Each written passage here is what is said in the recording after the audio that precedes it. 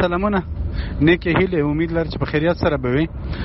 بالکل داسې و چې زما یو وایس میسیج چې و ما کړی و او ما سره په ډېر زیات وایرل شوی هم دی، خو هغه وخت کې هسپتال ته موږ ته دا اطلاع راورسېده چې موږ کوم د کورنۍ کسانو ورسره چې دای په حق باندې ورسېدو او ډاکټران هغه وخت کې چې یو دوه ډاکټران نه د پوښتنه تپوس کړی و، خو چونکې هغه اوس چې کوم شاته بعد کې پته ولګېدله نو هغه داسې نه دی. دا 3-4 ګولۍ لګېدلی دی، په لاس هم لګېدلی دی، یو په د مټ باندې هم لګېدلی دی او په سر باندې هم لګېدلی دی.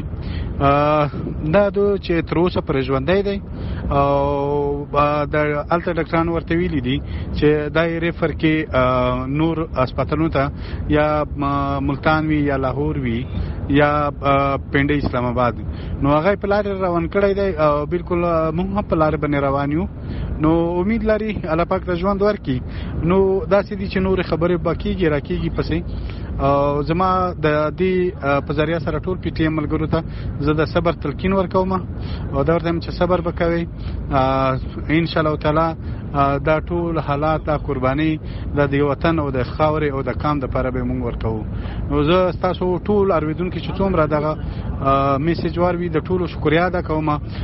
بالکل اول میسیج وایرل شوی و، هغه کې ما د شهادت د مرګ خبره کړې وه، خو چونکې هغه داسې نه دی، دی اوس را روان کړی دی او علاج دپاره چې لاندې د کوم نور شعرونه دي چې په دا کې علاج وشي. مننه، مهرباني.